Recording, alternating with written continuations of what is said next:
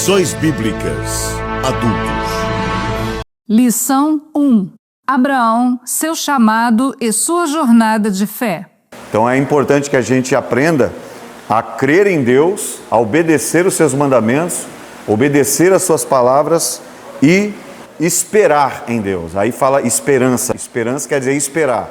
Para alguns a fé aqui é abstrata, é uma coisa mística talvez, mas nós vamos entender aqui que a ideia de fé não é uma ideia abstrata, ela é palpável através da nossa crença, através daquilo que Deus ele colocou dentro de cada um de nós, que é uma intuição. E essa fé aqui, que ela não é, nós vamos aprender que ela não é abstrata, mas ela é uma caminhada concreta. Ela é uma caminhada concreta. Você sair da condição em que você está. Isso é fé. E essa fé que a gente vai aprender aqui, ela é marcada por provas, por promessas e experiências profundas com o Senhor. Então essa é a verdadeira fé.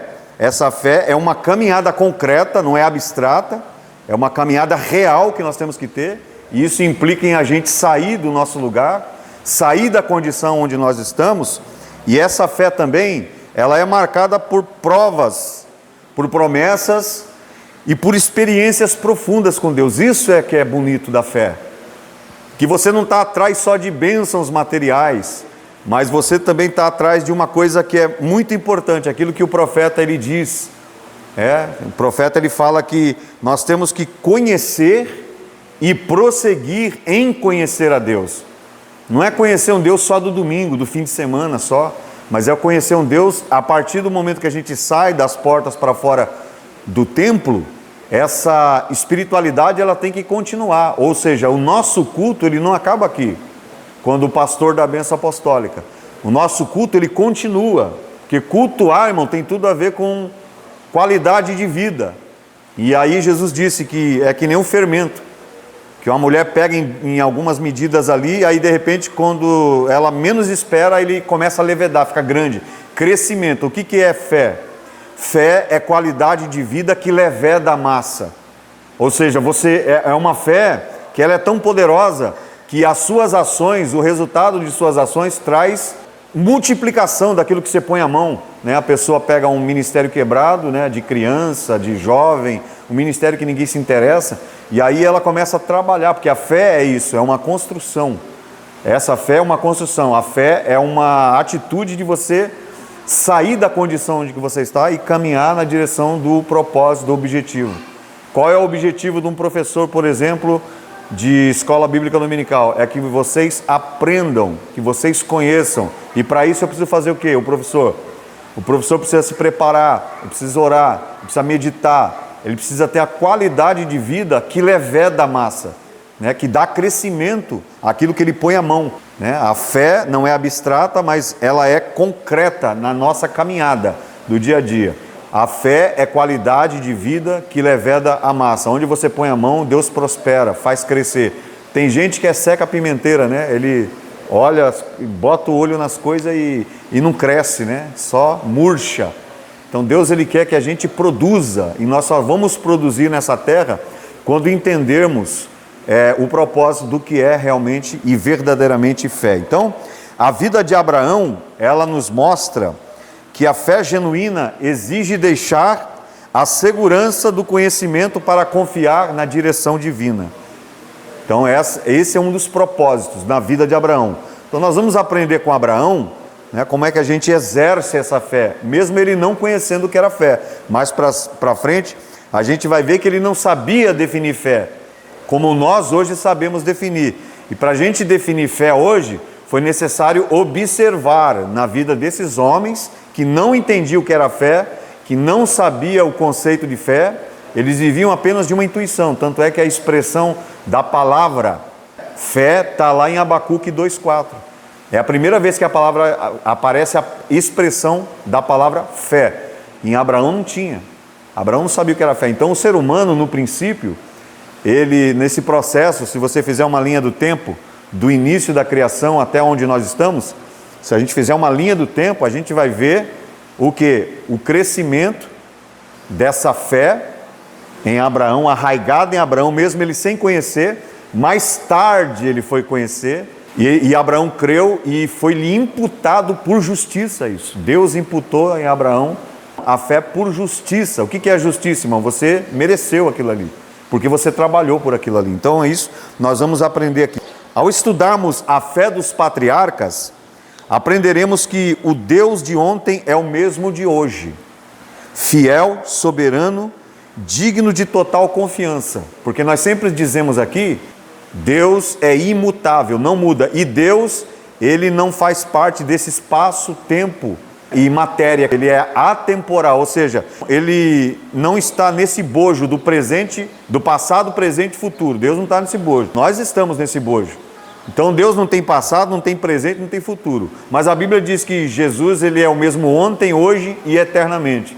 Então o mesmo ontem quem? Ele é o Cordeiro que foi antes da criação do mundo imolado. Então ele, eu não digo existia, porque essa palavra existir está para uma compreensão do espaço, tempo e matéria, ele existe, mas ele não existe, ele é. Então uma pessoa que é, algo que ninguém teve a capacidade de criar ele, de gerar ele, de gerir ele, de projetar ele, porque Deus ele é, por quê? Porque ele não faz parte do nosso espaço, do tempo e da matéria, como nós fazemos parte. Então, nós que estamos no bojo do espaço, tempo e matéria, ele, para alguns, ele existe.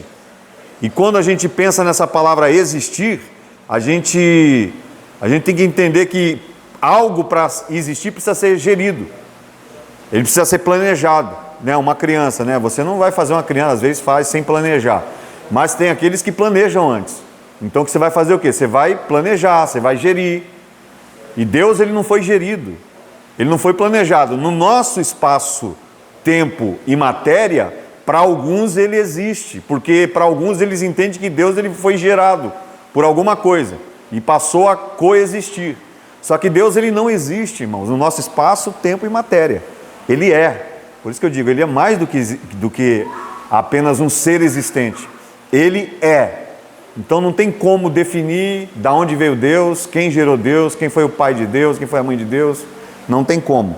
Então nós vamos estudar aqui a fé desses homens. É interessante, irmãos, que a fé desses homens, já nos primórdios da consciência, porque nós tivemos o período, a dispensação da inocência, que começou lá em Adão, eles eram inocentes, a consciência deles ainda não estavam formadas, até eles comerem da árvore do conhecimento do bem e do mal, e eles passaram agora a ter o conhecimento do que era fazer maldade, do que era maldade, e também experimentar os resultados e as consequências das ações deles. Agora, mas quando Deus ele fez o homem, ele criou o homem, ele geriu o homem, ele soprou o sopro de vida, e vale dizer que Adão, ele não passou pelos processos naturais da vida, né? Ele não passou pelo processo da infância, da adolescência, da juventude. Deus já geriu ele um homem feito e soprou nele.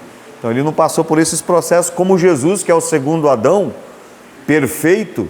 O Jesus nasceu na plenitude do tempo, ou seja, ele nasceu pela lei, ele precisava, então ele nasceu pela lei, veio de uma mulher, e aí ele teve todo esse processo de crescimento, nascimento, crescimento, fase de adolescência, fase de juventude e a fase adulta.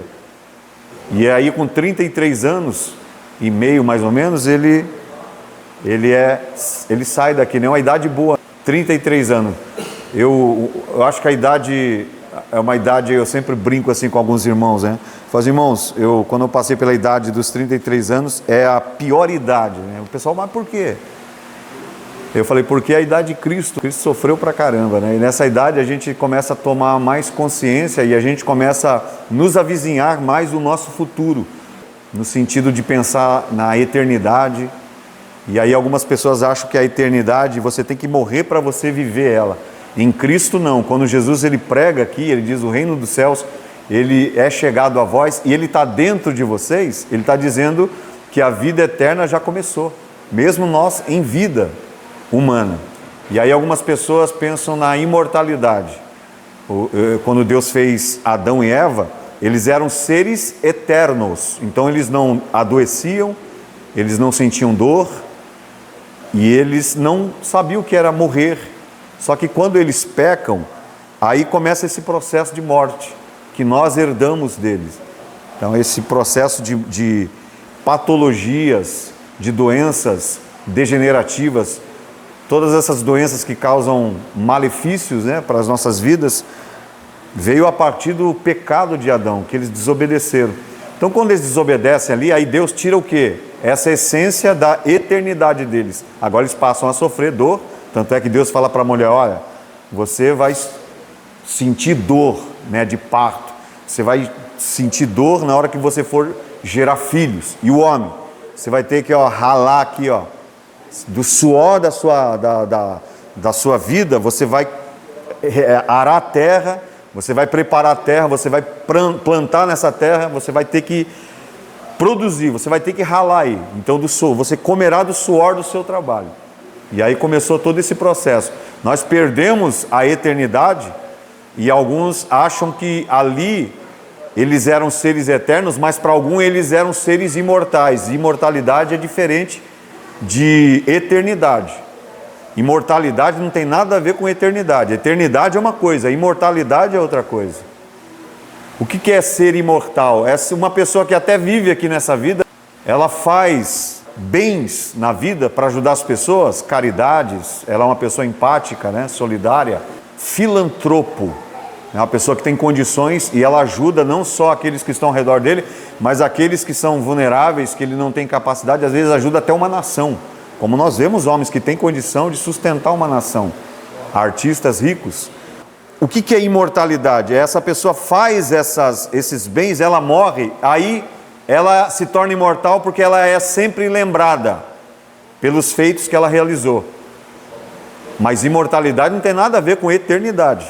Porque eternidade, a gente morre, mas a gente tem um acesso ao reino de Deus, e esse acesso, mesmo que a gente em vida receba o reino de Deus em nós, nós já estamos vivendo a eternidade. Imortalidade é uma coisa, é você morrer e ser lembrado pelos seus feitos. E tem gente que às vezes nem lembra. Agora, eternidade, o que é a eternidade? É a qualidade da vida de Deus na nossa vida, é diferente de imortalidade. Eternidade é a qualidade da vida de Deus em nós, aqui e agora, não é depois que morremos. Então isso é muito importante a gente frisar. O que significa aqui patriarca? Quem sabe o que significa patriarca? Quem pode definir? O que você entende como patriarca? Estamos numa sala de aula, e aí você pode se expressar aí. O que é patriarca? A expressão patriarca. Pai de uma grande nação. Quem mais? Patriarca. Pai de todos. Quem mais pode definir patriarca? Você aprendeu o que é patriarca? Porque às vezes as pessoas pregam até, né? E eu estava conversando com um amigo esses dias aí, e ele fala assim, rapaz, você fala umas palavras assim, mas só que as palavras às vezes que eu falo, eu leio bastante livro, né? Eu gosto de ler muito livro. Tanto é que esses dias aqui eu saí para pregar em São Paulo, eu li um livro inteiro no ônibus, irmão. Quando chegou, antes de chegar em São Paulo, eu comi aquele livro sobre o estilo de liderança de Jesus. Que coisa maravilhosa. Aí eu comprei e já estou renovando os meus acervos. Se você puder fazer isso, irmão, você está exercitando a sua mente. É como se fosse agachamento para a mente ler. Então tem gente que malha bíceps, tríceps, perna, mas não malha o que é mais importante, que é a nossa mente. E ela precisa ser trabalhada, ela precisa estar em ação.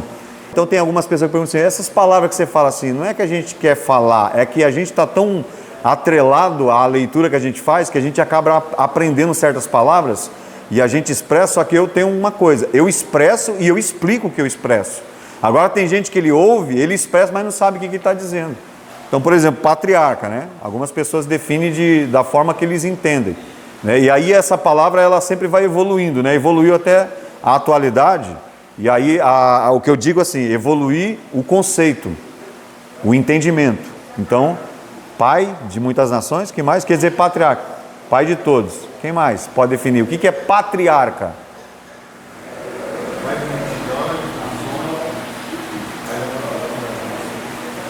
Mais alguém? Patriarca, irmãos, é o chefe masculino de uma família. Patriarca é o chefe masculino de uma família ou de uma tribo, Geralmente o homem mais velho, irmão, com autoridade suprema, ele é um patriarca.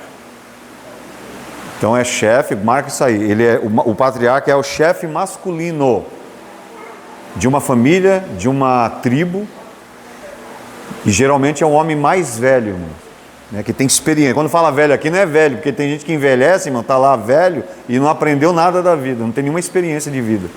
Ó, respeito que ele tem, só tem idade só, mas não tem. O velho aqui é experiência, com autoridade suprema. Autoridade, irmãos, homem de autoridade. Então, de uma forma simples, o patriarca é o cabeça da família, ou do clã.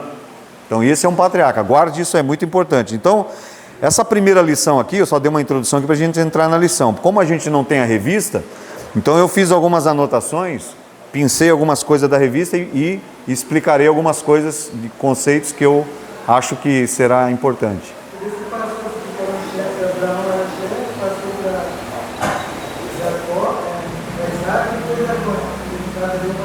Isso, como pai, ele é o pai, é o chefe da família. Então o chefe da família, quando ele está numa certa idade, ele precisa passar a autoridade da casa para o primogênito. Mas o primogênito não é uma criança, é um primogênito que ele, junto do pai, vivendo as experiências que o pai ele propõe ali, com a experiência de vida do dia a dia, de cuidar da família, de cuidar dos funcionários dele, que eles tinham fazendas, de cuidar dos animais, do gado, todo o cuidado, eles tinham toda essa didática. O filho, ele vai aprendendo junto com o pai. Quando ele chega numa certa idade, o pai percebe, sabia disso? Que pela fé você entende que o dia que Deus ele vai te recolher, você, não o dia, mas você sabe que o dia está próximo de você ser levado. Abraão tinha, os patriarcas tinham essa intuição, que era a fé deles. Eles não sabiam o que era fé, era a intuição deles, ele tinha essa intuição. Tanto é que ele faz isso, né? Abraão, Isaac e Jacó. Isaac, por exemplo, é o filho de Abraão, é o filho legítimo de Abraão. Ele cresce ali vendo o pai administrar o lar, administrar os funcionários, não só a família. Olha a responsabilidade de um patriarca. Ele era responsável em cuidar da família, prover segurança para a família, prover alimentação para a família, prover educação para a família, e ele era responsável em cuidar da empresa também, que eles tinham fazenda, né? O irmão aqui trabalha, né, com bananal, né? É um empresário, então ele tem a responsabilidade de cuidar da casa dele, de cuidar da esposa, cuidar da filha, prover o alimento, prover a segurança e ainda trabalhar na sua empresa, como Abraão fazia, e fazer o que ali? Cuidar dos funcionários, pagar o salário dos funcionários, cuidar da terra, comprar, fazer a logística de todo o produto que ele vai usar na terra. Então, olha a tamanha responsabilidade que era. E aí Isaac crescia e ele via esse exemplo do seu pai. Então, quando ele assumisse, que ele recebesse a bênção a herança de, como é que fala, da primogenitura, essa herança era passado todo o comando da casa para o filho mais velho, mas o filho responsável, não era o filho irresponsável, mas o responsável. Esse é o verdadeiro primogênito.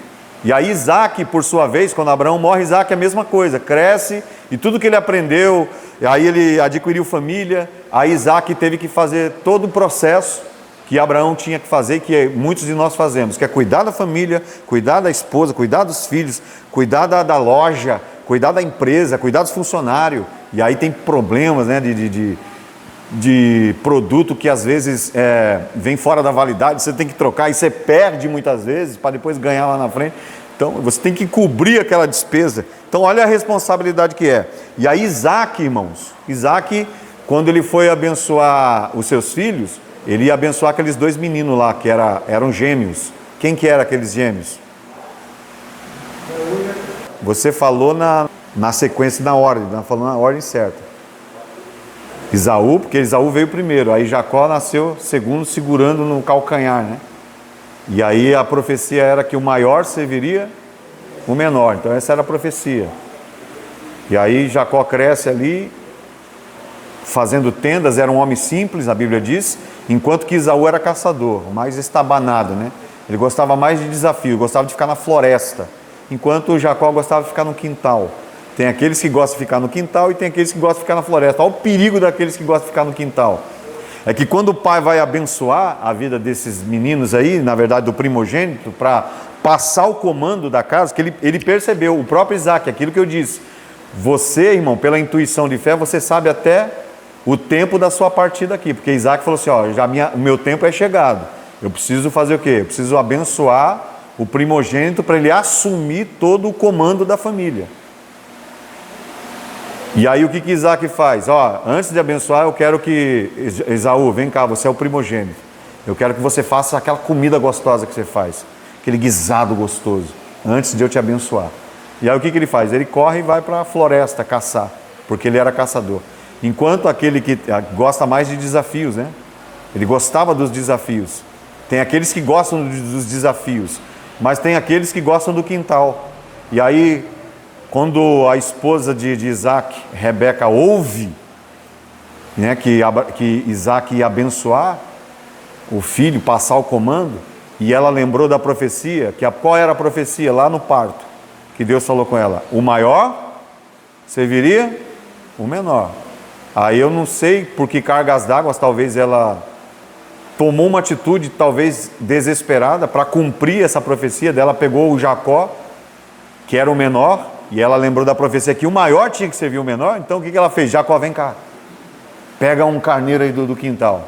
Tem gente que é assim, né? Gosta de pegar aquilo que está no quintal só, aquilo que está perto, não gosta de desafios. E aí pega atrás daquela, preparou. E aí Jacó disse, mas meu pai, a hora que ele for me tocar, Esaú é peludo, irmão. Ele é que nem o Tony Ramos. Mas eu não, eu não tenho pelo nenhum. Aí ele vai me apalpar, o que eu vou dizer para ele? Aí a Rebeca foi esperta, pegou o pelo do animal ali que ela, né, escalpelou, que fala, né? Aí ela pegou e colou nele, falou, não, quando ele tocar em você, porque ele estava meio cego, né? O Isaac.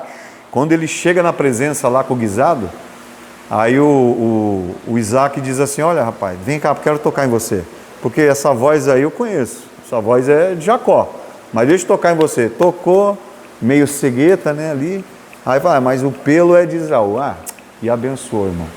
Você acha que ela precipitou ali? Você viu o que gerou hoje em dia essa guerra interminável lá na Palestina? Essa guerra interminável em Gaza, entre os próprios irmãos ali, porque... talvez Sara se precipitasse, talvez tivesse herdado essa atitude de Eva, né, que se precipitou no Éden. Não estou falando mal das mulheres, viu, irmão? Estou falando mal das mulheres. Tem algumas pessoas que dizem assim, que Deus ele fez o homem e no 7º dia descansou, e depois que fez a mulher nunca mais descansou. A brincadeira, né, a parte. Mas talvez ela tivesse herdado essa ansiedade de Eva, né? Porque Eva foi lá e tomou uma atitude sem conversar com Adão, sem nada, e aí ocasionou o quê? Esse pecado em nós, que hoje ele nos persegue e vai nos matar, irmão, um dia. Se Deus não nos arrebatar, ele vai nos matar, mas temos a certeza que se a gente morrer, e em Cristo morremos, em Cristo ressuscitaremos. E a Bíblia diz também que o mesmo Espírito que ressuscitou Jesus há de nos ressuscitar. E aí talvez essas mulheres, né, da Bíblia, elas tivessem herdado essa ansiedade de Sara, né, de tomar, de Eva, de tomar atitudes. E aí Sarai, né, mulher de Abraão, Deus havia dito que ela geraria. Ela tinha 70 e poucos anos de idade, se não me engano 75, como Abraão, tinha a mesma idade de Abraão, mais ou menos. E aí o que ela faz? Eu não posso gerar, eu sou estéril, mas Deus falou que ela ia gerar, ela tinha que esperar em Deus. O que ela faz? Tomou atitude e mandou Abraão pegar, não, deita com a escrava e faz com que a profecia se cumpra. Mas era para ela esperar. Deus disse que era ela. Deus está dizendo que é você, não é outro, é você. Eu não tenho capacidade, Senhor, para fazer isso, mas eu estou colocando você, que eu não chamo ninguém capacitado. A capacitação vem na hora que você assume. Quem é que já nasceu sabendo aqui? Ninguém nasceu sabendo. A gente aprende como? Tendo coragem. O problema para a gente exercer essa coragem, muitas pessoas têm uma coisa chamada de orgulho. Ela não sabe fazer e ela não tem ela não quer aprender por causa do orgulho dela. Ela não aceita que as pessoas ensinem ela. Porque essa pessoa ela está acostumada, talvez veio de um lar que o pai sempre exaltava, né? A mãe corrigia, tem situações assim, né? O filho faz uma coisa errada, a mãe corrige, aí o pai vai lá e adula, dá uma balinha, leva lá para o shopping center, dá presente, ou vice-versa. Às vezes o pai corrige o filho e a mãe vai lá e passa a mão, e aí aquele filho vira um pouco, né? Ele vira um pária na sociedade. Ele vira um pária, porque ele não vai ter medo de, quando ele for repreendido, ele sabe que o pai vai acolher ele, então ele vai fazer o que ele quer ali, ou a mãe. E aí tem esses filhos que crescem nesse conforto aí, e aí gera esse problema, esse tipo de problema, né? Gera esse tipo de problema, que nem a Rebeca fez com Jacó. Mas aconteceu? Sim, mas olha o resultado. Aconteceu a profecia? Sim. Talvez a profecia de o maior tem que servir o menor tivesse se dado por outro âmbito, que não fosse esse tipo de atitude que eles tomaram. Parece que eles forçaram a profecia, o cumprimento da profecia. Talvez fora do tempo, talvez não fosse o tempo, porque o Jacó estava dentro de casa, irmão. Ele não tinha família, nada, era um cara simples. Esaú também não tinha família.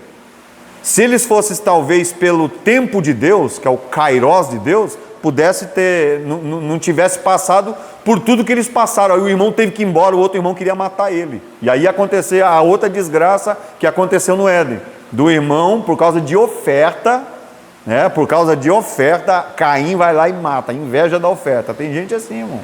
Tem inveja da oferta do outro. E ofertar não é quantidade, irmãos. É qualidade daquilo que você dá. É isso, é o espírito, é a motivação que te faz ofertar. Você é obrigado a dizimar, a ofertar? Não, ninguém é obrigado. E Deus não vai te amaldiçoar por isso. Deus não vai fazer, Deus não é um canalha para fazer isso. Você acha que não deu dízimo hoje? Deus vai falar assim, vou trancar, vai lá, devorador, arranca todo. Não vai fazer isso, porque dízimo, irmão, é uma qualidade que você tem de experiência com Deus, de gratidão. Você não está dando porque Deus precisa, não precisa. A Bíblia diz que as ruas é de ouro e os muros de jaspe, rua de ouro. Ele pavimenta, o ouro não tem valor para Deus, ele põe no chão para pisar. Ele não precisa. Mas para que eu oferto? Por causa da gratidão que nós temos. E a oferta é para Deus? A oferta é para nós mesmos, é para comprar banco, para a gente sentar. Para que você oferta? É isso que Deus fala. Para que você está trazendo oferta? Essa é a grande pergunta. Por que você dizima? Por que você está fazendo isso aí? Aí a pessoa tem que responder: Senhor, eu estou trazendo para o benefício da tua casa. Porque os nossos filhos são criados aqui, para que eles não venham a ser um traficante lá no mundo, para que a minha filha não seja uma prostituta, que fique sendo usada por homens, mas que seja uma serva de Deus. Mas para isso eu preciso fazer o quê? Investir. Quando Paulo diz assim que a raiz de todos os males é o amor não é o dinheiro que é ruim, é o amor, é o apego ao dinheiro. O que ele está dizendo aqui? Paulo está querendo dizer, quando é para você investir no estudo dos seus filhos, investir no ministério dos seus filhos, no ministério da sua esposa, não tenha dó de gastar o seu dinheiro, de investir. Não seja escravo do seu dinheiro. Tanto é que quando os apóstolos ali se reuniam e eles traziam as ofertas, o que a Bíblia fala? Eles vendiam as propriedades, Atos, eles vendiam a propriedade e faziam o quê? Depositava onde? Depositava onde? Fala alto. Aos pés dos apóstolos. Por quê, irmãos? Aos pés. Isso aqui, irmãos, é para fazer uma alusão de que o dinheiro tem que estar debaixo dos nossos pés. Eu sou o Senhor do meu dinheiro, não ele o meu Senhor. Entendeu? Por isso que está aos pés dos apóstolos. O amor ao dinheiro, Paulo diz, é a raiz de todos os males. Aí os crentes não sabem interpretar isso e falam, o dinheiro é maldito. Então dá para mim, se você não quer, dá para mim. Quer dar para mim aí dinheiro? Mano? Dá para mim aí, da sua empresa aí. Então não é o dinheiro, irmãos, é o amor, é o apego. É você fazer dele o porto seguro. Então ele está dizendo, não tem amor ao teu dinheiro, não tenha dó quando for para investir, mano, não para comprar porcaria.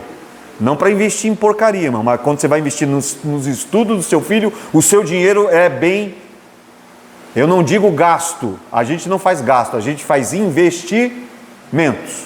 Porque você vai ver o seu filho crescer, faculdade, terminar, montar a empresa dele, o consultório dela, a loja, e você bem velhinho, seu filho vão te ajudar. Aquilo que está lá no Salmo 127 e 128. Né? Enche a sua aljava deles, né, de filho. Se você tem condição, faça bastante filho. Para quê? E crie eles de tal forma que quando você estiver velho, eles vão te amparar. Porque tem um ditado que diz assim, infelizmente na atualidade, os pais se matam de criar os filhos, e aí tem um pai cuida, um pai e uma mãe cuida de 10 filhos, mas 10 filhos às vezes não cuida de um pai. Abandona, irmãos. Quantas vezes quer ver sofrimento? Quem já foi em asilo aqui? Eu já fui orar em asilo. Você vê velhinho lá, abandona. Cadê sua família? Me jogaram aqui.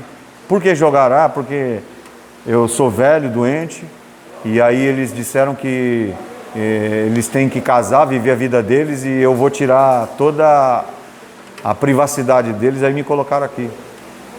Esqueceram. Quanto tempo faz seus filhos não vêm aqui? Faz 2, 3 anos.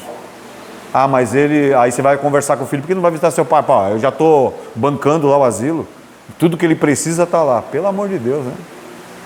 Então é importante a gente prezar por aquilo que Deus ele tem preparado para nós, que é cuidar, né? Então, a lição de hoje, irmãos, ela vai falar sobre Abraão, seu chamado e a sua jornada de fé. Jornada de fé.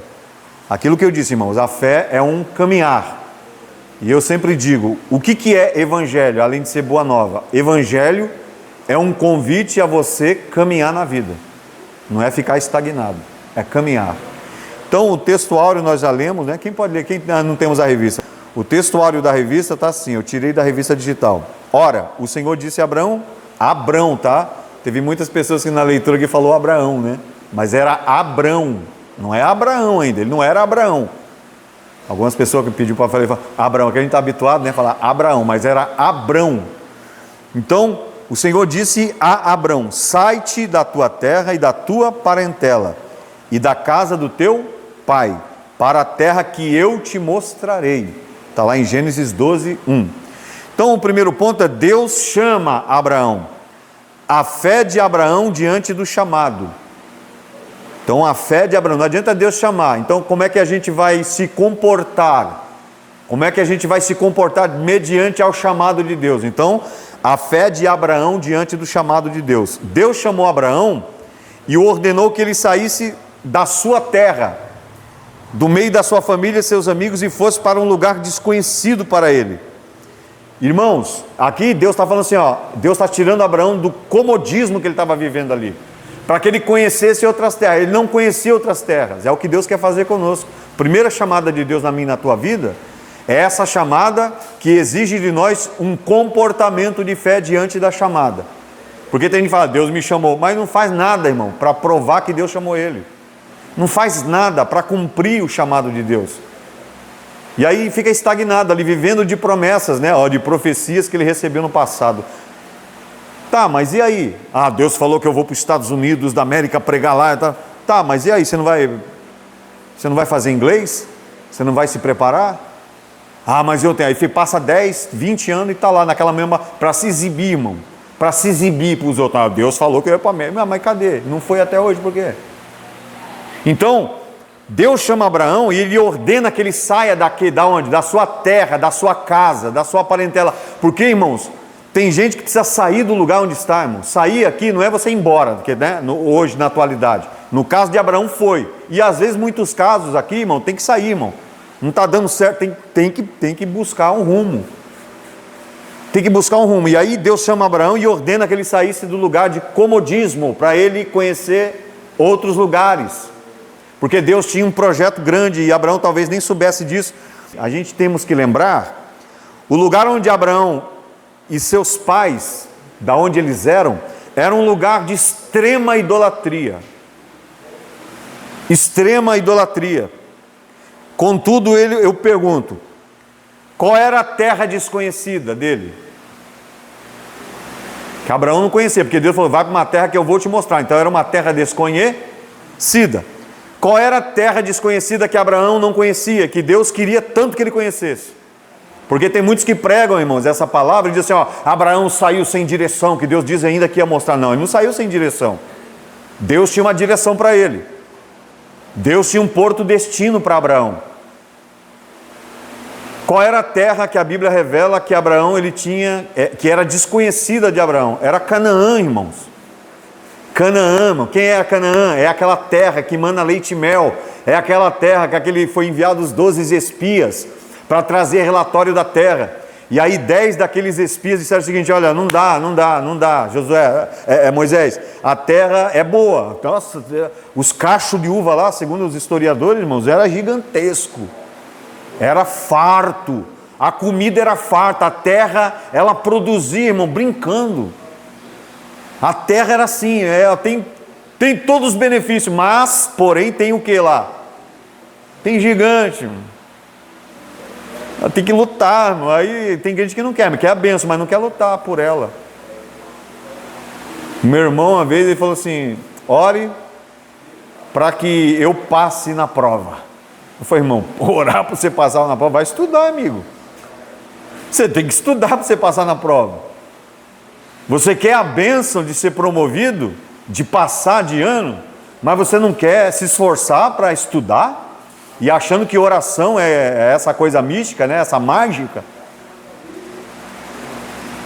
Não é, irmãos. E aí, a terra que Deus, que era desconhecida para Abrão, era Canaã, e Deus queria que ele fosse lá, porque era uma terra que mana leite e mel, mas tinha gigante, né? Segundo o relato lá de...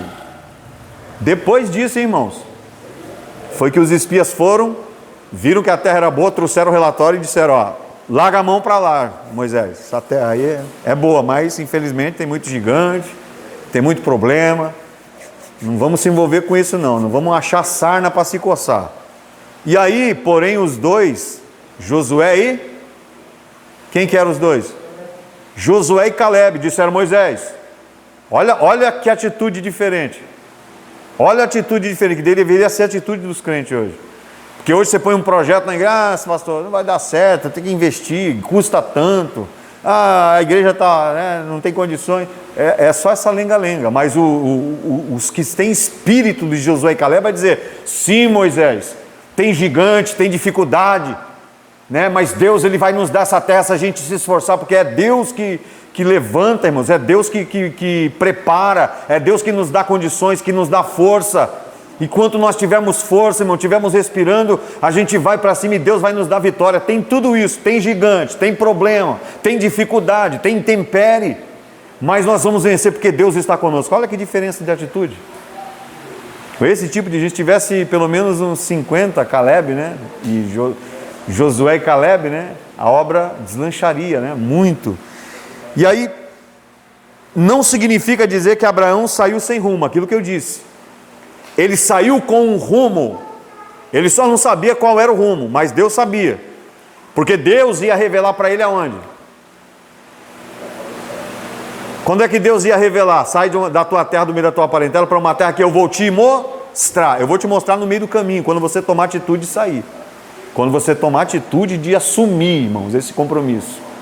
Então eu serei contigo e eu vou te mostrar onde é que você vai chegar. E o destino que você vai chegar mana leite e mel. Você não vai ficar sofrendo. É um lugar que você não vai ter sofrimento.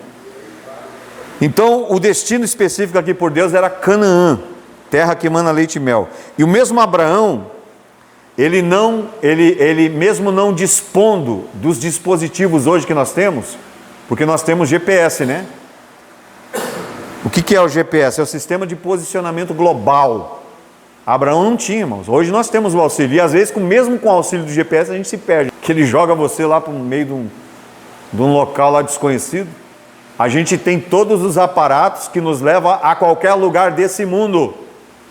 E Abraão não tinha. Então, mesmo com Abraão não dispondo desses dispositivos que o auxiliasse na jornada dele, ele chegou ao seu destino. Ele ainda assim chegou ao destino dele. E aí a promessa para Abraão, porque Deus, ele faz um chamado. Primeiro tem que ter o chamado. Depois do chamado, quando você age diante desse chamado, você toma atitude diante desse chamado, aí Deus vai fazer a promessa para você. Não é: cheguei na igreja, e aí Deus faz promessa. Não, primeiro você tem que ser chamado por Deus. Você tem que tomar atitude de sair, de se levantar, de agir, e depois, no meio do caminho, quando você estiver ali, Deus vai fazer promessas para você. E aí as promessas feitas a Abraão, essas promessas que Deus fez, não só alcançaria Abraão, Mas essas promessas aqui incluiria a humanidade inteira, porque Abrão, né? A gente vai entender aqui o nome de Abrão mais para frente. Então, antes de Deus forjar o Abraão no Abrão, transformar o Abrão no Abraão, no pai das nações, o que Deus ele faz? Chama, quer ver a atitude. Quando Deus nos chama, Ele quer ver nossa atitude. Não importa a condição que a gente está, levante-se. Se coloque nenhum soldado diante de Deus. Sim, Senhor, estou passando fome, não tenho comida, não tenho emprego, desempregado, mas estou aqui. Estou me apresentando. O Senhor me chamou? Sim. E aí agora Deus vai falar assim, agora por essa atitude, eu vou fazer promessas a você. Essas promessas vai transcender, quer dizer, as promessas feitas a Abraão, elas não só alcançariam Abraão, porque tem gente que pensa que quando Deus abençoa ele, é para ele, encher a barriga dele. A bênção de Abraão, irmãos, a promessa que Deus fez a Abraão é que ele não só alcançaria ele, mas alcançaria a humanidade toda. Então a bênção não é só para você, irmão, é para o teu vizinho. Quando você recebe uma bênção, é para o teu vizinho, é para o teu amigo de lado, é para o irmão que está do lado, irmão, para ele, chama ele, faz um culto de ação de graça, faz um banquete. Irmãos, eu recebi essa vitória do Senhor, mas ela é nossa, eu estou aqui para dividir. Então a bênção tem que respingar nas pessoas, não é só para mim. A minha fé foi crescendo ali, que nem uma construção, em São Paulo, muito difícil. Por isso, irmão, por isso que eu não tenho tempo ruim para nada. A minha fé foi forjada lá em São Paulo. A gente saía às 7 da manhã. Teve um domingo que eu participei de 13 cultos. 13 cultos. Domingo de manhã. Ele fez, culto 7 horas da manhã, culto 9 da manhã, culto 11 da manhã, culto 1 da tarde, culto 3 horas da tarde, culto 5 horas da tarde, culto 6 horas da tarde, 7 horas, culto 11 horas, vigília, irmão. Então eu fui forjado assim. E outro, São Paulo, você saía de um lugar, Zona Sul eu morava, tinha que ir lá para a Zona Leste, irmão, pegar ônibus, pegar metrô, lotação, apertado que nem sardinha de terno. Nunca deixei de usar o terno, irmão. Não é religiosidade. Eu acho que o terno ele dá elegância para o homem e ele tira a sensualidade do homem, né? Que já viu os camaradas pregando no altar de calça apertada, camisinha, pá, coisa feia, irmão, provocando a sensualidade. Aí tem uma irmã louca da cabeça que, né, queria que aquele pastor pregasse. Não, ou com aquela irmã, enfim. Então, irmãos, eu fui forjado lá em São Paulo, a minha fé foi forjada nessas andanças minhas. Por isso que quando o pastor fala, eu estou aqui. Por isso que quando o pastor, estou pronto. Agora a gente mora do lado da igreja, irmão, chega atrasado. Eu não sei se é de pirraça para não orar, eu não sei o que é. Eu não sei se é de provocação, não sei o que é. Não, porque eu já assumi um cargo, então... Não, senhor. Quem assumiu o cargo, primeiro a orar é ele, é o primeiro que tem que estar aqui. Dá o exemplo. E aí, irmãos, o que Deus ele promete para você não é só para você, é para todos, aqueles que estão ao seu redor. É isso que Deus quis mostrar com a promessa. O que Deus promete ao patriarca marcaria a história do patriarca e a de seus descendentes, porque ele se tornou pai das nações. E aí aqui quebra aquela jactância dos religiosos, os judeus religiosos. Você já viu aqueles judeus de chapéuzinho, de barba lá em Israel? Aqueles judeus ortodoxos, que não aceitam que Jesus veio, que ainda vai vir uma chia deles. E eles falam assim que nós somos que nem cachorro, irmão, a gente não tem sangue de Abraão na veia. Geneticamente eles têm, eles se jactanciam daquilo, só que eles se esquecem que eles mesmos lêem. Eu comprei uma Bíblia hebraica agora, irmãos, eu gosto da Bíblia hebraica, porque a gente tem essa tradução nossa católica, tudo errado, muita expressão errada, muito errado. E aí eu comprei uma Bíblia, né, que é da linguagem, da língua, e vou comprar a grega, né, que é do Novo Testamento. O Antigo Testamento é hebraico, a língua materna, muita coisa errada. E eu expliquei, pode entrar no meu Face lá, eu tenho um vídeo que eu fiz, de uma passagem que fala assim, que o Moisés, quando ia levar o povo, e aí Deus, eu falo no nome de quem? Eu falo que vou tirar o povo, e aí? No nome de quem? Aí nossa versão católica diz, o eu sou te enviou, não é eu sou. Quando fala eu sou, está falando no presente. E na tradução original do hebraico está falando, o eu serei te enviou. O que é o eu serei te enviou? Quando eu li essa expressão do original hebraico, eu falei, eu serei? Aí está falando que o eu serei, ele tem tudo a ver, não com o presente, tem tudo a ver com o passado e futuro. Então, quando Moisés falou assim, o que eu vou fazer com esse povo? A expressão, né? Depois que eu tirar de lá, Para onde é que eu vou? O que eu vou fazer com eles? Qual é o alimento? Porque, irmãos, se você somar, eram mais de 3 milhões de almas. Imagina, você ser pastor de 3 milhões de pessoas, você tem que dar comida. Deserto tem comida? E outra, um povo mal educado, porque o povo viveu 430 anos na escravidão. Eles não sabiam o que era viver em sociedade. Só escravo, irmãos. E aí ele sai para a liberdade e não sabe o que é ser, irmão, viver em sociedade. Iam ter que aprender a viver em sociedade. E aí Abraão tira aquele povo e fala, e agora eu vou fazer o que, Deus? Aí ele falou assim, o eu serei te enviou. Por que o eu serei? Está apontando para o futuro. Ele falou assim, o eu serei. Porque o nome de Deus, irmão, não é Deus. Deus é um título. Deus, ele usa vários nomes no Velho Testamento. Pode ler, pode assistir essa reflexão de 10 minutinhos que eu tenho lá. Deus, ele usa vários nomes no Velho Testamento. Jeová Nissi, Jeová Jireh, que é o Deus da provisão, Jeová Rafa, o Deus, né, que cura, Jeová Shalom, Deus de paz, Jeová Nissi, a nossa bandeira, Jeová Tsidequeno, é a justiça nossa, Jeová Sabaote, o Deus dos exércitos de Israel. Então, ele usa vários nomes conforme a necessidade. Então é isso que ele falou para Moisés. Qual é a necessidade de Moisés que você vai ter? Fome? Eu serei na tua vida. Então eu serei te enviou. Eles vão estar com fome? Não se preocupe. Eu serei o Jeová Jireh. Eu vou prover o alimento. E vocês precisam de paz? No futuro, eu serei para vocês, Moisés. Paz. Eu preciso de justiça.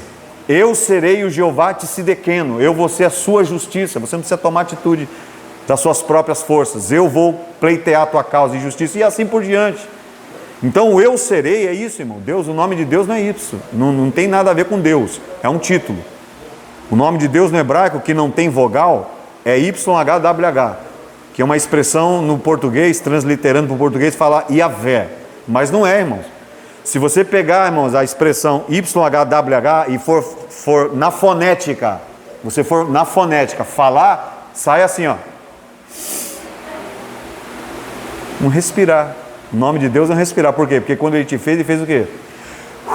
Ele soprou sobre você o fôlego. Então o nome de Deus é um sopro. Quando você está respirando, você está falando o nome de Deus, ó. E tem gente que fica usando cigarro, maconha, crack, acabando com o fôlego de Deus na vida dele, acabando, matando Deus nele. Quando eu faço isso, eu estou matando Deus na minha vida, porque eu estou tirando o fôlego. O fôlego é Deus. O nome de Deus é o fôlego dele em nós. Então, essa promessa, ela dispunha de um tempo certo, aquilo que eu disse aqui, para se cumprir, irmãos, porque não é no seu tempo, tinha um tempo certo. Então, o que acontece aqui? As bênçãos de Abraão, de Deus para Abraão, não é Abraão. Quando Deus chama Abraão, promete abençoá-lo grandemente. Dá lá em Gênesis 12, 2. O Senhor prometeu o que a Abraão? O que o Senhor prometeu a Abraão? Diga.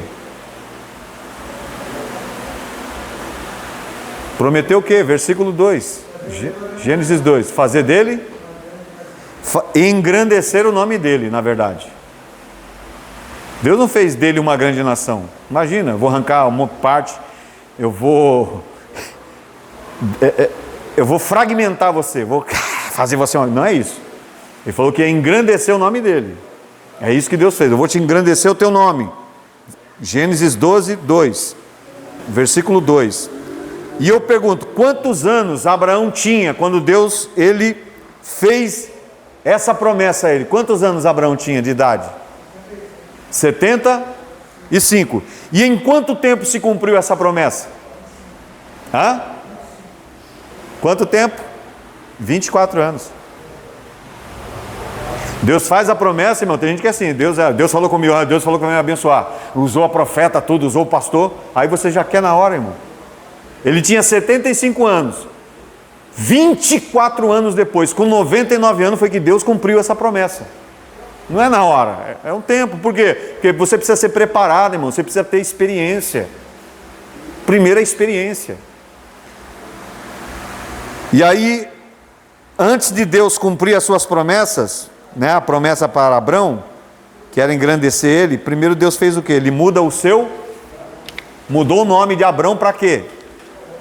Para Abraão. Então, obediência de Abraão a Deus, atendendo o chamado. Abraão atendeu o chamado divino sem hesitar. sem hesitar. Às vezes o pastor presidente chama um obreiro, né? Chama um pastor, um obreiro, porque ele quer fazer uma promessa para ele, quer dar um trabalho para ele dirigir. É uma promessa, ele tem chamado, ele vê potencialidade nesse obreiro, e aí ele chama para uma reunião e diz: olha, eu tenho um setor para entregar para você, eu tenho uma congregação, porque o pastor viu potencial nele para isso, viu um chamado específico. E aí qual que é a atitude de algumas pessoas? Ah, pastor, eu estou ganhando bem na minha empresa, eu não vou deixar não de ganhar 5 mil para ficar ganhando prebenda, que os obreiros que são setoriais, pastores setoriais, ganham prebenda, uma ajuda de custo. Não é salário, o pastor não ganha salário, ganha prebenda. E aí você tem que ver se você vai aceitar essa prebenda e ao mesmo tempo ter a confiança de que Deus ele vai te sustentar e não te deixar faltar nada. Se você tem uma chamada, você tem que sair do seu porto seguro. E aí é onde muitos irmãos, eles erram. Porque Deus fez a promessa, deu a oportunidade, aí ele fala: não vou. Espera primeiro, porque Jesus falou assim, né? Não foi isso que Jesus saiu lá na rua lá? Vamos para o casamento lá, convida todo mundo lá para o casamento. Aí foi convidar uns camaradas lá, o seguinte: não posso. Não posso porque eu tenho que cuidar da fazenda. Outro começaram a dar um monte de desculpa. Perderam a oportunidade. Paulo disse: nós não devemos perder a oportunidade. E aí aquele obreiro, aquela pessoa perde a oportunidade. Aí quando vem outra oportunidade, não vai ter a mesma oportunidade sempre, viu? Nunca vai ter a mesma oportunidade. Ou você abraça agora, ou você nunca mais você vai abraçar. E eu me arrependo de muitas coisas que eu deixei de fazer. Era para mim ser um advogado hoje. Deixei de muitas coisas. Deixei. Porque era para me abraçar na hora. E eu falei assim: não, essa oportunidade vai, outra hora vem. Que nem meu pai. Meu pai saía, era especializado era motorista em caminhão fora de estrada, ônibus, carreta, jamanta, tudo que é tipo de carro. E aí, ele saía de uma empresa e ia para outra. A hora que ele quisesse. Que ele confiava no quê? No seu talento. Só que, irmão, teve uma hora que não tinha mais. E aí? Não tinha mais oportunidade. A oportunidade que ele teve, ele tinha que abraçar, irmão. Abraça com unhas e dentes a oportunidade. Porque você não vai ter outra. Não vai ter outra, irmão. Ou a pessoa casa e administra o seu casamento para o resto da vida, porque não vai ter outro. Pode até ter outro e não vai ser igual. Vai ser diferente. A pessoa pode até casar de novo, exemplo, né? Não estou criticando ninguém que faça isso, porque o casamento é para quem, irmão? É para toda, né? E se não foi para toda a vida, é porque não era de Deus, então. Ou foi erro de administração nossa. Aí tem gente que quer corrigir o casamento dele em outro relacionamento. Esse aqui deu errado, eu não vou cometer esse erro nesse. Aí fica que nem o Fábio Júnior, 6, 7, não sei em que pé ele está agora. Abraão, ele atende o chamado divino sem hesitar, irmão. Ele não hesitou, ele aproveitou a oportunidade. Ele não conhecia o significado de fé como hoje nós conhecemos, porque a fé, como eu disse, ele é uma construção e carece sempre de entendimento. A fé, ela careceu de entendimento. E como é que a gente faz a gente chega no entendimento de fé? Observando a atitude desses homens, vindo gradativo, o crescimento dela. Ele não sabia que era fé, era uma intuição que o guiava. Ele ia por essa intuição que Deus dava a eles. Aí, lá em Abacuque, ou Rabacuque, né? Capítulo 2, versículo 4, diz o quê? O justo viverá. Aí, irmãos, ali estava a expressão fé. E fé ali, irmão, do grego, piscis, e do latim quer dizer fidelis, quer dizer fidelidade. E é isso que é o problema, irmão, das igrejas. A pessoa só quer pula-pula na igreja, culto de pula-pula, culto anjo tá aí, e blá. Mas quando chega nessas partes aqui, para a gente definir o que é fé, definir o que é justificação, aprender o que é salvação, aí correm todo mundo. Não querem só o benefício, irmãos.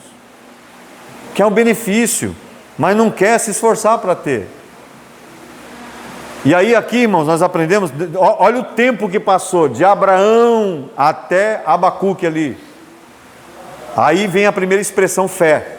que quer, no latim quer dizer fidelis, fidelidade. E o que é fidelidade, irmão? É uma qualidade daquele que é fiel. Fiel no quê? Tem que ser fiel no quê? Ter fidelidade é ser guardião de algo importante. Isso é ser fiel. É você preservar aquele algo para o qual você foi escolhido, designado, para que você cuidasse como uma sentinela. Um exemplo: cuida daquele violão, você que toca. Tem que cuidar do violão, tem que limpar ele, não é só tocar nele, limpar ele. Isso é fidelidade. Então fé, irmãos, é atitude, porque o próprio Tiago diz o quê? Do que adianta, ó Tiago pregando para a igreja, do que adianta você falar bonito, você enche a boca, eu tenho fé, mas na hora da adversidade você não põe essa fé em prática. Se você diz que tem fé, mas não tiver o quê? Obra, não tiver ação, essa fé sua é morta, é só bonitinha na boca. Tem muitos crentes assim, que é bonitinho na boca a fé, eu tenho fé. Aí vem Deus e fala, então vamos provar essa fé aí sua aí. Aí joga uma prova aí. Já começa a xingar Deus e o diabo. Cadê a fé que você... eu tenho fé. É só blá blá blá, irmão. É articulada na boca a fé dele e paralítica dos pés. Fé sem obra é morta. E aí, Hebreus 11:1, irmãos. Aqui está a definição perfeita de fé. Hebreus 11:1. Ora, a fé é o firme fundamento. O que é? Alicerce. Alicerce firme, irmão. Firme fundamento do quê? Das coisas que se esperam. Você espera uma coisa que você não está vendo, mas você tem certeza que você vai receber aquilo ali. E a prova das coisas que não se vê. Ué, irmão, como é que você vai ter prova daquilo que você não vê? Isso é fé. É difícil a gente entender. Aí tem gente que fala assim, não, eu só vou ter fé quando eu tiver abastado, minha casa estiver cheia, não tiver problema nenhum financeiro. É fácil falar que tem fé assim. Mas quando você falta o feijão, falta arroz, seus filhos estão sem comer, não tem nada, irmão, não tem emprego, e você é servo de Deus, você frequenta a igreja, você vai para a casa do Senhor, você ora, você já está há tanto tempo, como é que você vai exercer fé agora? Aqui, ó, a fé é o firme fundamento das coisas que se esperam, e a prova daquilo que você não vê. Você tem que ter essa convicção, irmão. Não estou vendo ainda o nosso prédio, mas eu tenho certeza que nós vamos... Aí vem a questão do quê? Da fidelidade, a qualidade daquele que é fiel, que tem atitude de fidelidade. Atitude. Fé é sair do lugar, que nem Abrão. Precisa sair do lugar. Precisa sair do lugar, precisa se movimentar. Senão não é fé, irmão. Abraão, você precisa conhecer Canaã. Ah, já ouvi falar, é uma cidade linda, maravilhosa. Tenho um desejo de ir para lá. Então, sim, é o que eu tenho para você. Só que você precisa se levantar daí. Sai do meio da idolatria, da casa dos seus pais. Sai do meio dessa terra idólatra, irmão. Para de adorar outros. É isso que ele está dizendo. E deuses aqui na atualidade, irmão, sabe o que é deuses aqui na atualidade? O que é você cultuar deuses? Ídolo. Ah, o ídolo é aquela estátua de barro lá que a igreja católica manda colocar. Isso aí não é ídolo, irmão. Idolatria, irmãos, é tudo aquilo que toma o lugar de Deus na minha vida. Então não é só imagem de escultura. Seu carro pode ser o seu ídolo, porque chega num domingo, a sua casa também pode ser. Chega num domingo de culto, você inventa de pintar a sua casa, porque é o único dia que você está de folga. Isso é idolatria. O ídolo, irmãos, ele é menor. Por quê? Porque quem criou o ídolo, ele é maior do que o ídolo. Não é ele criar um ídolo e ele se ajoelhar, ele está se colocando como uma pessoa pequena diante do ídolo, submissa ao ídolo. O ídolo é menor do que você. Ou seja, o teu carro não pode ser o teu dono, a tua casa não pode ser o teu dono, a sua empresa não pode ser o teu dono. Não é ele que tem que regir a tua vida, é você que tem que comandar ele. Porque quando Jesus fala assim que é impossível os ricos entrar no reino do céu, né? Aí ele fala de quem? De um Deus chamado Quem ama o dinheiro está adorando Deus Mamon. Não podeis servir a dois senhores. Ou você ama um e odeia e despreza o outro, não tem como. Ou você ama a Deus, não adianta amar Deus e as riquezas, Mamon que ele está dizendo. O que ele está falando ali? Jesus está falando, está nos ensinando a fazer de Mamon o nosso office boy. Não deixa ele comandar a sua vida, é você que tem que comandar ele. Use o mamão da tua vida para ser o teu office boy, para fazer aquilo que você quer que ele faça, não fazer o que ele quer que eu faça. Não seja escravo, senão você vai se tornar idólatra. E aí Deus fala para Abraão: sai, e eu vou, porque o que eu tenho para você é maior do que isso. Você precisa sair. Tem situações que nós precisamos sair, irmão. Tem gente que está vivendo situações de vida, ele sabe que está errado, mas ele permanece. Não sei se é porque ele não tem forças para sair, não sei se é porque ele é arrogante, ou não sei se é porque é sem vergonha mesmo. Porque tem gente assim, né, irmão? Tem que falar o português bem claro. Tem gente que não quer sair da condição que está. O pastor ora, orienta, ele até recebeu orientação. Mas eu não quero, quer viver assim, irmão. E aí você vai fazer o que com uma pessoa dessa? É uma pessoa que não vai prosperar nunca. E aí, para Deus dar a terra que ele tinha, dar promessa para Abrão, primeiro Deus tinha que transformar Abrão em Abraão. Bem definido aqui fé, né, na atualidade. E aí o que acontece? Abraão, ele teve um descuido quando Deus chamou ele. Qual foi o descuido que ele teve? Deus fez a promessa para ele. Qual era a promessa?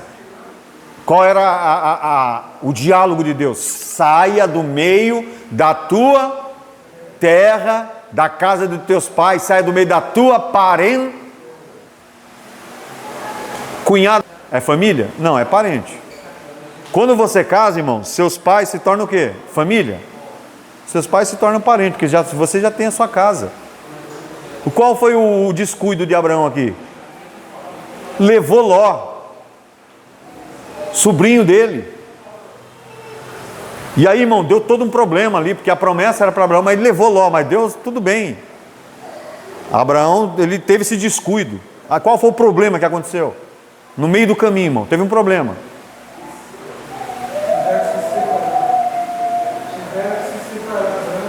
Por que tiveram que separar? Porque começou a confusão, irmão, no meio da família, porque parente é uma desgrama, né, irmão? Você está ali, o marido, né, chega cansado do trabalho, a mulher preparou a mesa ali, aí chega o cunhado, senta bem na mesa, irmão, e a mesa, como é que fala, a ponta da mesa, né, a ponta é do chefe da casa, irmão, é o símbolo de autoridade do homem da casa, o homem da casa tem que sentar na ponta, aí ele que senta, aí chega o cunhado e senta lá, chega o cunhado e põe o pezão lá no sofá, lá, liga a televisão. Aí você vai fazer o quê? O cara vai lá e usa a sua cueca. Ou usa o copo que você gosta, né? Tem uns homens que é assim, que gostam de um copo, né, específico, né? Eu gostava muito de xícara, né? Eu gostava de tomar café em xícara. Hoje não, eu já tomo em café, num copo. Copinho assim, simples. Já não gosto mais de xícara. Mas tem um copo específico do homem da casa, não tem? Aí vem um camarada lá, o cunhado, e vai e toma no seu copo, seu xodó. Começou a dar problema, irmãos. Os pastores de ovelha de Ló com os pastores de ovelha de Abraão. Estava dando problema. Por quê? Porque o gado, eles iam colocar o gado para beber água, para comer lá a palha, lá para, né, comer lá naquele, o gramado lá que eles comiam lá, né, a vegetação. Aí estava dando briga. Aí os pastores começaram olha aí o que o seu gado fez aí, ó, né? Falou para os pastores de Abraão, aí, ó, quebrou tudo a cerca ali que eu coloquei ali, não sei o quê. Aí começou uma confusão. Aí, irmão, a confusão não era entre, como que é o nome do menino? Ló, né? A confusão não era entre Ló e Abraão, a confusão era entre os pastores dele. Estava dando confusão, porque ele está assim, irmão, às vezes não é você, às vezes é um filho seu que dá problema, porque você descuidou dele, você tratou ele que nem um cristalzinho, né? Então o problema não era com Ló, o problema era com os pastores de Ló e os pastores de Abraão. Aí Abraão chamou Ló, que eles tinham um convívio muito bom, e disse o seguinte: olha, eu errei, eu falhei, eu tive um descuido. Quando Deus me chamou, Ele falou para mim sair da minha terra, da minha parentela, só que eu trouxe você como consideração, e aí está acontecendo, não é você que está me fazendo mal, não era Ló que estava discutindo com Abraão, eram os pastores dele, os empregados. Então ele falou assim: para que não haja mais confusão, vamos fazer o seguinte, se você for para a direita, eu vou para a esquerda, Ló. Olha só, irmão, quem tem confiança em Deus, quem sabe, confia no seu taco, quem confia no seu próprio taco, irmãos, ele pode fazer, ele não aceita a proposta, ele faz a proposta, ó, se você for para a direita, eu vou para a esquerda. Se você for para a esquerda, eu vou para a direita. Aí o que o Ló fez? Ló olhou assim, um exemplo, olhou para a esquerda, né? E aí ele viu o quê? Ele viu deserto, pedregais. E ele pensou, o que eu vou fazer nesse deserto? Não tem água, não tem vegetação para sustentar os meus animais. Como é que eu vou criar minha família num deserto? E aí ele olha para a direita e vê as campinas de o quê? De Sodoma aí. Gramado. Tem como é que fala?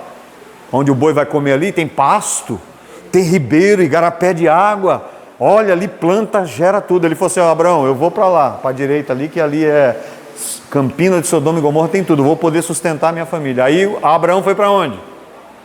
Para os pedregais. Quem é que prosperou? Porque não é o lugar que faz a pessoa, é a pessoa com a promessa que transforma o lugar. É a pessoa que tem a promessa, a unção, que transforma o seu lugar. Às vezes você pega uma pessoa, um obreiro, joga numa congregação, cara, ele apodrece a congregação. Você chega lá, tá tudo, não pinta, cheio de teia de aranha. Ele não transforma o lugar e diz, não, é que o pastor me colocou nesse buraco, nesse fim de mundo. Não. Então quando Abraão ele é chamado por Deus, ele tem a certeza, o que ele faz? Ele mesmo faz a proposta, se você for para a direita, eu vou para a esquerda. Porque ele confia na promessa. Aí que ele foi para os lugares de pedregais, deserto. E ele prosperou mais do que o seu irmão, seu sobrinho. Amém, meus irmãos? Passou aqui 5 minutos, me chamaram, mas está tão bom a conversa aqui que está maravilhosa. Glória.